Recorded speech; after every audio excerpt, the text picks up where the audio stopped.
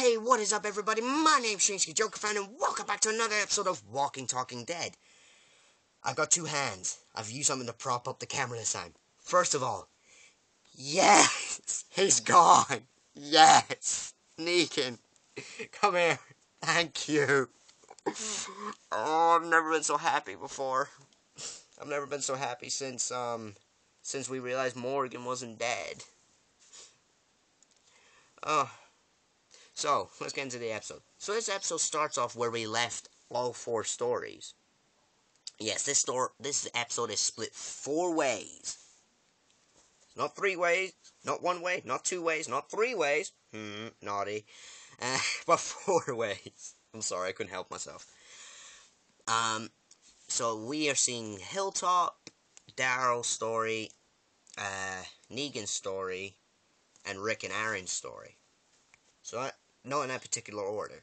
So we start off with Maggie in the Hilltop, where we see her kneeling down at Glenn's grave. She's wearing a baseball hat. She's also, as we know, she's cut her hair short so she can't get grabbed from behind by the walkers. That wouldn't help me. My hair's pretty long. Pretty damn freaking long now. Look at that. I hope that doesn't save as my face cam. So yeah. But, so yeah, anyway. So she climbs up a ladder to basically watch out. She's doing her part. And Gregory, I hate him so much, comes up and goes, "No, Maggie, a lot of people are happy that, for what you did the other day with against the Saviors." And she's like, "Oh, they are?" He's like, "They are." And he goes, "Don't let it go to your head." And she looks at him. I was like, "Oh, I want to punch you in the face." And she said, "Don't let it bother you." And he looks at her, and he's like, "It looks like it bothered you." I'd be like, "Yeah, because he thinks he's doing the best job he can by doing fuck all." Nope. He's doing the worst thing possible. Anyway, so, she asks, "Are you going to eat that?" Because he's holding an apple, rubbing it against his chest as he's talking to her. And he goes, "Yeah." And one of the boys who's there goes, "Dude, you know she's pregnant." And he goes, and throws her up the apple. She catches it and literally rips into this thing. He's like,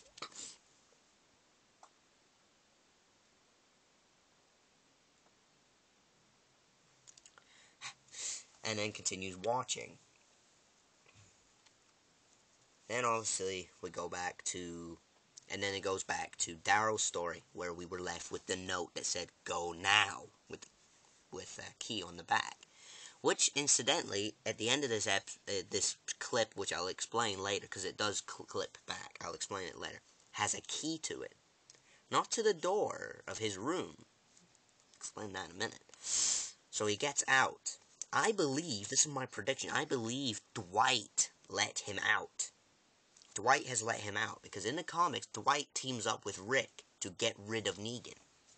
That's what he does, he teams up with Rick to get rid of Negan. Because Dwight's wife is married to Negan.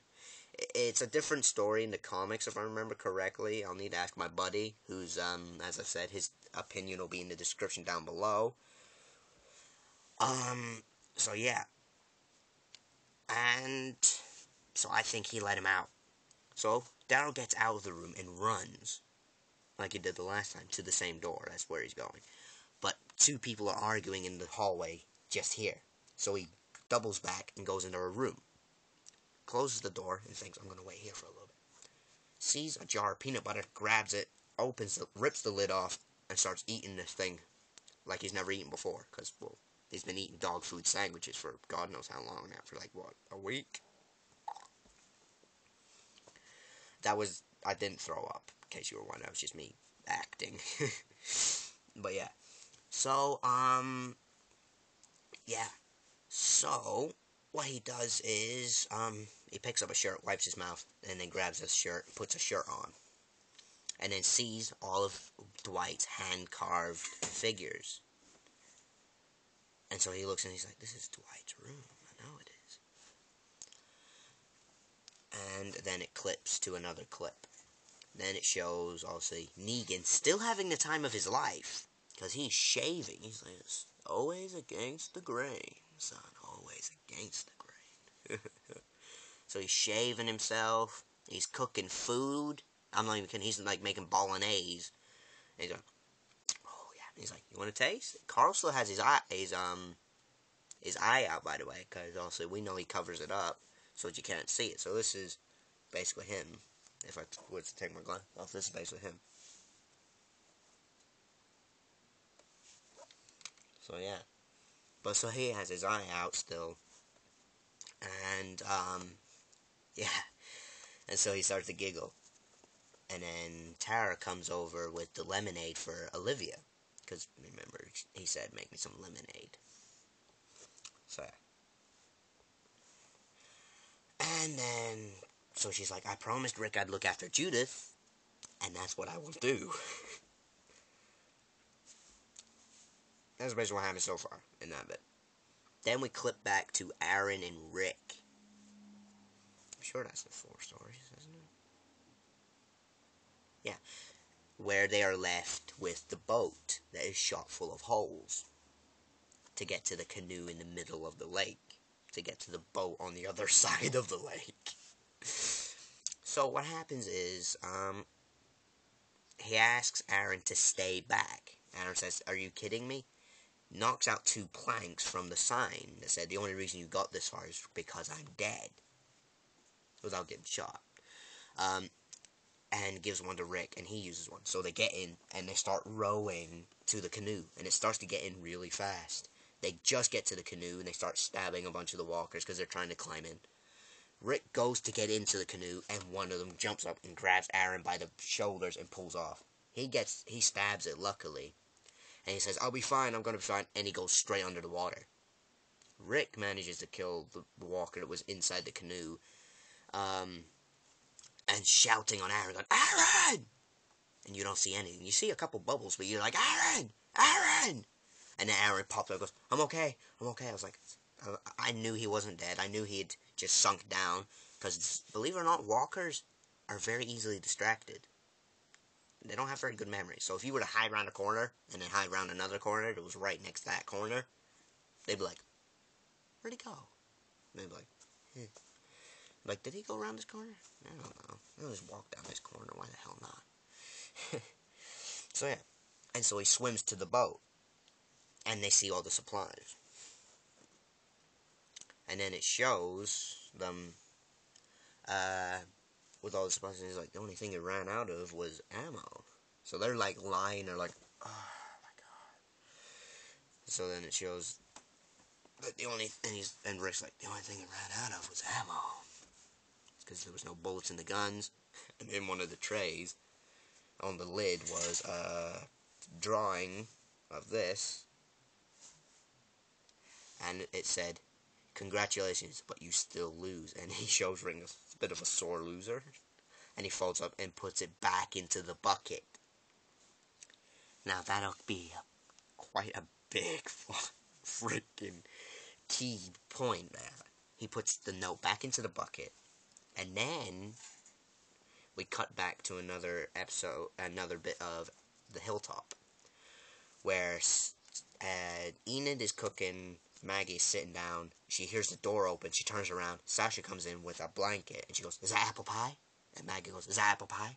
And she goes, how did you know? She goes, I can smell it through the door. She picks up the apple pie, grabs a spatula, dives in, and Enid goes, you want a plate? She goes, no, I'm good. Which means her cravings are apples. Because everyone knows women get cravings when they're pregnant. Most of it's pickles, most of it's other stuff. It's like cakes and stuff. But Maggie uses apples. Interesting. And, oh wait. No. There's 5 stories. I forgot a story. I'm sorry.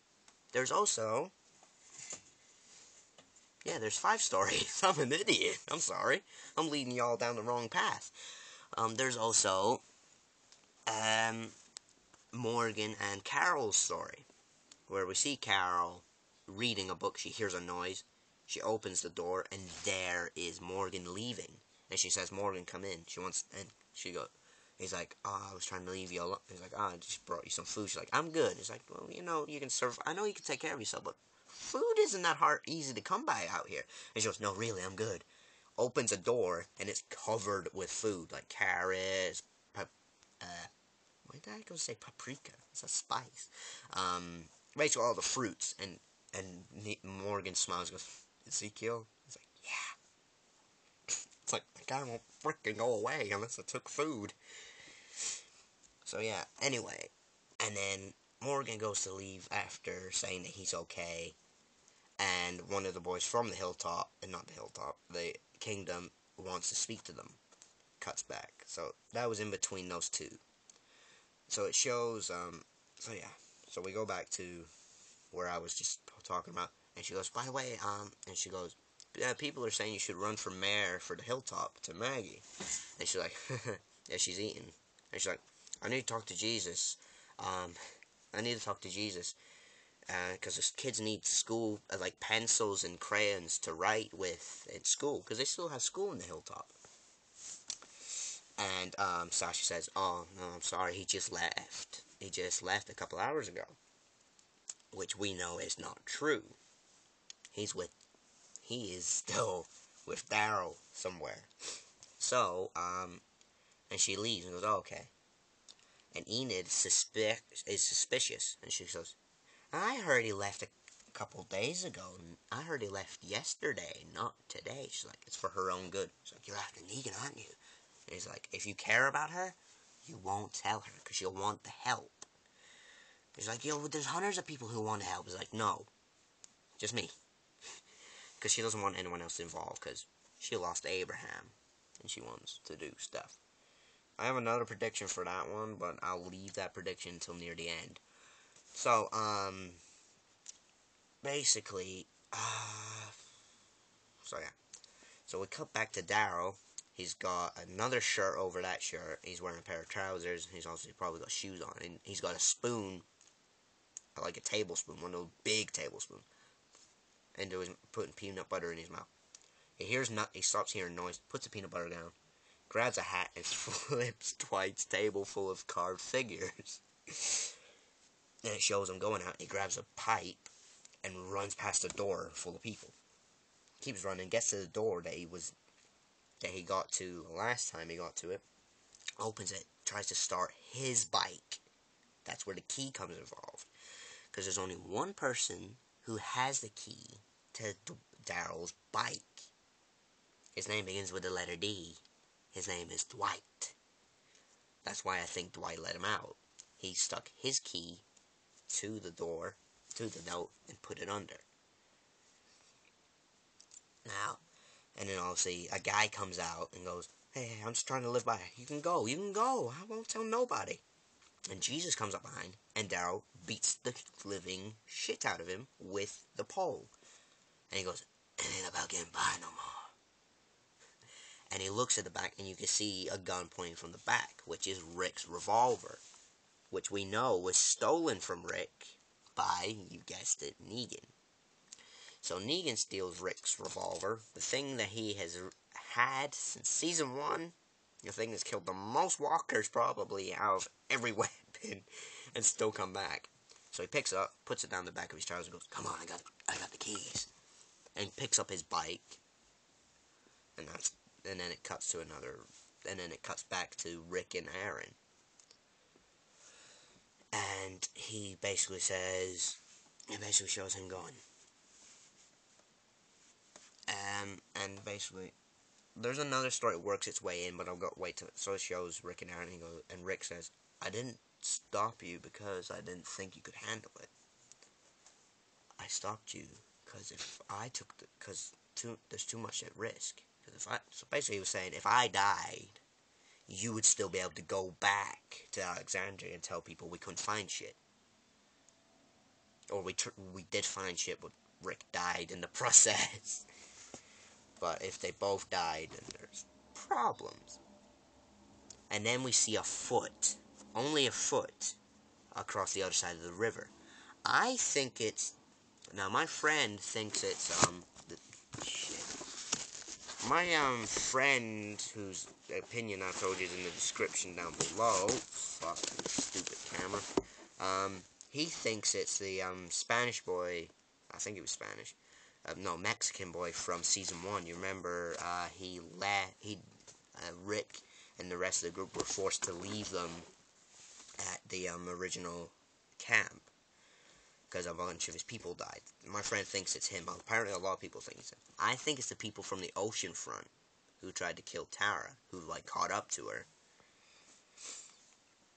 because she did tell them that they were in Washington. So yeah. Anyway, so we just see a foot, and then it cuts back to Negan. And he is, like, Carl has already set out the table and everything, and he's sitting there, and he goes, alright, I'm not waiting anymore. I'm not waiting for your dad anymore. He goes, because Lucille picks up Lucille, puts her on the chair. She nearly falls, and then which is kind of a mistake. Like, she nearly falls and ever so slightly catches her. And then he goes, it's hungry. He goes, pass, and then he goes, Carl, I'm trying to think. Carl, pass the rolls. And Carl looks at him, and he looks at him back and goes, please? Even I said that, I was like, please? He was like, please? And he starts to smile. It's like, he's having a frickin' ball. He's having a fucking ball here. Oh, I was striking my leg. Ow. So, yeah.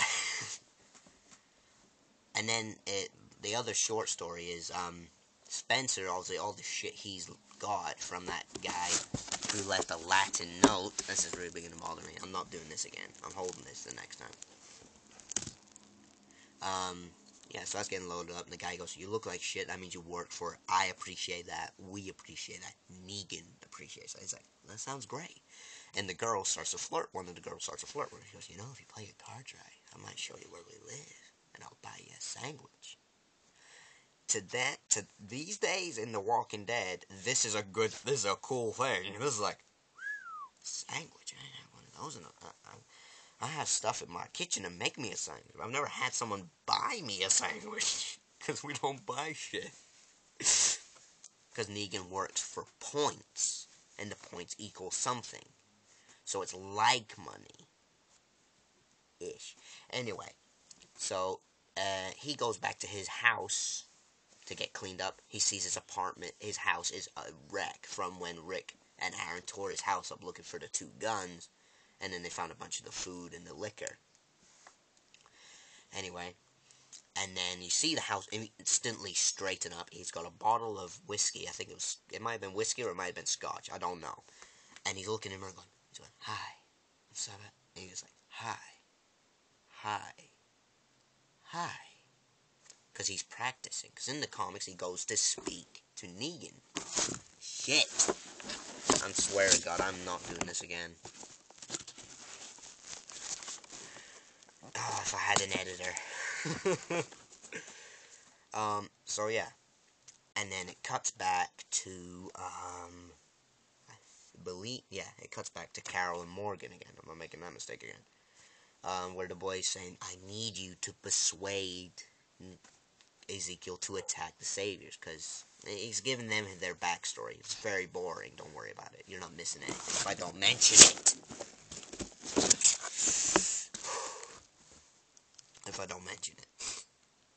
So, so he wants Carol and Morgan to persuade Ezekiel to fight. But they don't want to do it. Because he's like, you're going to kill... Look, if they will turn on us. When they turn on us, and they will, the blood will be on your hands. And he goes to leave, and then he turns back and goes, maybe you're already used to that. I was like, oh, no. It was the one thing that made me angry was, no, you do not say that to people. Anyway, so, that's what happens. Anyway, and then we see him go into a secret cabin that's hidden behind a no camping sign where it's full of stuff. I'm like, what the hell? That's a lot of stuff. Are you hiding that from Ezekiel? Is that what you're doing? I don't know. But, yeah. So basically that's that. It shows back to Rick and Aaron driving back. The gate opens and he sees Negan's there. It quickly clips back to Aaron and he goes, come on, I just want a few minutes. I know he's in there. And the woman says, no, I won't let you in. And then Negan comes out with Lucille and goes, come on, be nice. And he comes up with the bottle, and he goes, hell, is that for me? Ah, he's like, I'm Sebastian. I can't remember his last name. And he goes, he's like, we haven't formally met. I'm Sebastian. Hi. Let's just pause there. Why did he say, we haven't been formally introduced? I'm Sebastian. Hi. Let's pretend I'm Sebastian for a minute. We're like, we haven't formally been introduced. Hi, I'm Sebastian. Not I'm Sebastian. Hi. Cuts back to Rick, where he goes to see Negan, but he gets told, no, we've been waiting here for a few hours now. How about we see what you got us? So they have a look, and then the girl opens a bucket and pulls out a piece of paper. Do you remember what I said was on a piece of paper earlier? Because I'm pretty sure you do. The note that said this, and said, congratulations, you still lose. They pick it up, and the woman says it, and then the guy looks at Aaron and goes, did you write us a love note? And goes to kick the shit out of Aaron. Rick goes to stop him, and he's like, no. You go see Negan, Rick. But your friend here can stay. And so they kick the shit out of Aaron. What the fuck? It wasn't even him. But still, they don't give a fuck. Anyway, so then it shows back where they're having a drink. He's like, so they're talking. He's like, I miss playing pool. And Negan goes, I miss playing pool. Nothing better than playing a good bit of 8-ball. And Aaron, in the comics, Spencer says, I got one in my house. So instead he goes, the garage across the street has one. And he goes, it's too nice of a day to play indoors, to play in a garage. You think what I'm thinking? And he goes, and he smiles at him. And I was like, you're going to ask him to help you move it out so you can play outside. And then it shows him finishing kicking the shit out of Aaron. He's like, point been made. So he goes to pick him up. So Rick picks Aaron up and starts walking towards Aaron's house. Anyway, then it shows them playing. And then Negan's going, I couldn't do this with Rick. He'd just stay there, gritting his teeth, giving me that horrible side stink eye he always gives me. And he goes, that's what I've been... And so he goes, that's what I've been meaning to talk to you about, Rick. And he goes, really? What about him? He goes, well, he wasn't the original leader. My mom was. And starts talking about all the bullshit that we already know he was talking about. And so he goes, oh no, he has a habit of not working well with others. Negan already knows this. He's like, and so the good bit's coming up. So what happens is, it comes up with, so then I'll see. He's like, And so Negan goes, so what are you proposing? It's like, and so he explains that Rick is a problem. And that if he was in charge, everything would be smoother. So he goes, so what are you saying is, I should kill Rick, put you in charge. It's like, be a lot simpler. And he goes, now you see, I like the proposition, but, see, Rick is out there right now gathering shit for me. That takes guts. You, on the other hand, you're coming here talking to me behind his back to do your dirty work. Why don't you just take a gun and shoot it? Why don't you just kill him yourself and take charge? Do you want to know why I think you can't do it? This is the good bit. This is the bit I was looking forward to. This is the bit I called. Oh, I'm so happy to talk about this. And he says, because you've got no guts. All you hear is a shink from Negan's knife. Wham! Right into Spencer's gut, right here. And he rips it out right across as he rips it out. So it's and these guts fall out, and he starts bleeding before he falls onto the floor. And he goes, hey, there they are. You did have guts after all. They were inside you the whole time. I've never been so goddamn wrong in my whole life. And he looks at everybody. Everybody's like, oh my god, he just killed Spencer. And he's like, I was like this. I was on my knees going, yes, yes, yes. I was reaching out to Negan. I was like, yes, yes. And he goes, someone clean this up. And he turns around. Nobody moves. He goes, okay, anyone want to finish the game? I'm pretty sure I was winning. because of his humor. And then you see Rosita, who got, as I said, got Eugene to make her a bullet. She grabs her gun and goes, wham! Because beforehand, she had the bullet in her hand, and she was speaking to Gabriel and how he has to die. I don't care if I die as well. And he's like, no, we will get through this together. He will die when he's supposed to, basically. But she goes, wham! This is what pissed off a lot of comic book fans. If you're a comic book fan, I can understand why you're upset. My friend, I keep referring to him, but my friend, opinion, description down below, he was very angry with this as well, because you hear the gunshot. I was like, what? Nah. And then it cut back to Rick carrying Aaron. They hear the gunshot. Then it shows a bullet in Lucille. Now, everybody who's a comic book fan who's read the comics knows Lucille was shot by Carl. And he didn't shoot it into the middle. He shot the side, which took a very large chunk, about that much, out of the back. We're talking like the very side of the back. Wham, big chunk. Anyway, so yeah. And he goes, what the hell? Someone tackles her and points a gun in her face. And he goes, you try to kill me! And he picks up the shell. And he goes, what is this? What is this? I was like, a bullet case? He's like, and he looks at the bottom and goes, this was homemade. He's like, now who made this? And then he goes, and the woman has a knife and picks up her knife and points it to her cheek. This is what pissed me off. Because the comic books, Andrea has a slight cut down her cheek. She actually has a diagonal. Because in the comics, Thomas, who is the guy who got a machete to the middle of the head in Season 3, tries to cut Andrea's head off, but he only gets a slice of her face. So yeah, there was a lot more, but I won't go into it because I'll get too wrapped up in that. This vlog will take way longer than it needs to. But yeah, so what happens is, so he goes, who done it? Because Lucille's slim shapes will never be the same, so why should yours? Talk about her face. So he's basically saying, tell me who made the bullet or I'll cut a line down your face. And she goes, it was me. So he goes, oh, it's a real shame. I just think you're lying. Now tell me who made it. Eugene is in the corner crying like this. Because we know he's very sensitive to death. Because he watched two people die, and you've seen him like that as well. Because he's just watched Spencer die, and he's watched someone he cares about to get her face cut. So, yeah, so she goes, it was me, so, cut. And now he goes, now, who made this bullet? And so he says to the woman, kill somebody. She turns around, points her gun, wham, to Olivia.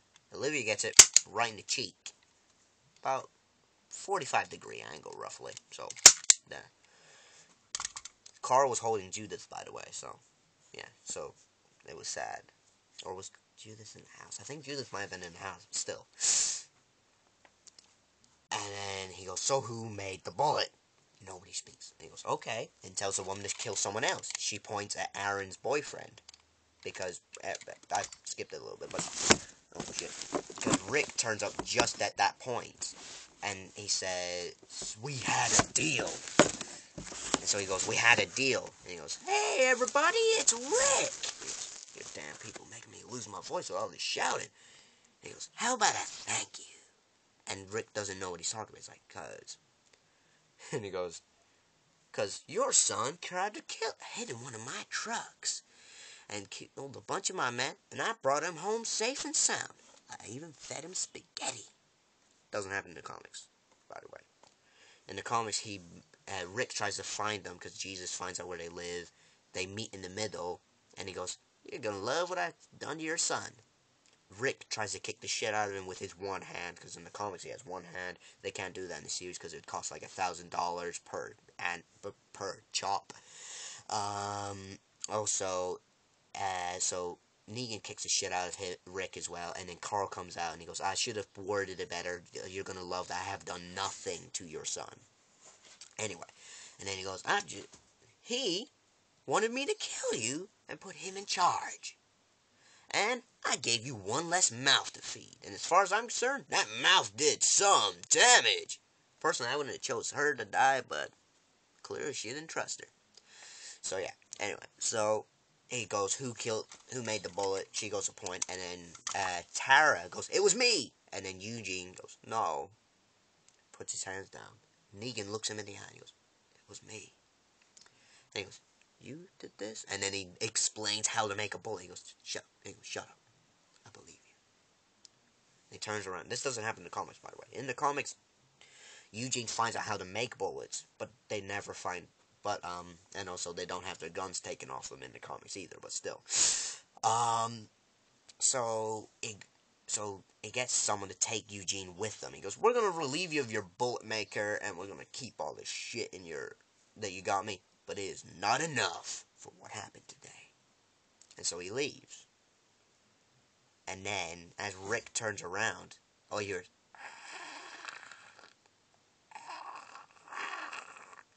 Spencer is turned.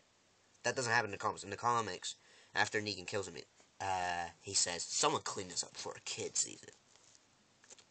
Which means he does have a bit of care in him. He just not 100%. It's like 10% of care. If he's like W. Bush, doesn't give a fuck unless he needs to give a fuck. Actually, W. Bush doesn't give a fuck at all. Basically, there's 10% of a fuck in there. Anyway, so yeah. Rick stabs him and realizes he has to fight, and tells Michonne that he's ready to fight, basically. And he goes to the hilltop. We don't know he's gone to the hilltop until Maggie stops seeing Glenn, goes upstairs, opens the gates, there they are, and they all start hugging each other. And then Jesus comes around the corner, and guess who comes around the corner with him? My very favorite actor, Norman Reedus, aka Daryl. And Rick, this is the most sensitive moment, this is the most beautiful moment. If I cried, if I had feelings, I would cry. I'm joking, I do have feelings. But if I had true, like, crazy enough feelings, I would have cried. And, yeah. So, and then he takes this out of his pocket, and he goes like this. And hands Rick his revolver. And he picks up, looks at it, pulls it out. His is on this side. This piece is on this side. It's just this cap gun I bought. It's only got one side. Picks up, walks towards Gregory's house, puts it in his holster. Is the most unique thing. That's basically the end of that episode. Basically, there is other stuff I could have went over, but not all of it's relevant. So I enjoyed this episode. Like I said, my friend, his comments in the description down below. I thought this episode was very good. I'm really looking forward to February. That's when it comes back. So good. Because Ezekiel is going to meet Rick, the hilltop, and everything. Everything's going to intertwine like a triangle. We got Rick, we got Ezekiel, and we got Jesus. Well, Maggie, technically, because Maggie becomes the leader and so on, blah, blah, blah. Anyway, which means the war is going to happen. And more of Negan's fucked up humor is going to be chopped out. I love AMC, really. But that's all the time I've got right now. If you like this video, hit the like button, subscribe if you haven't already, and I will see you all in the next video. Thank you, goodbye.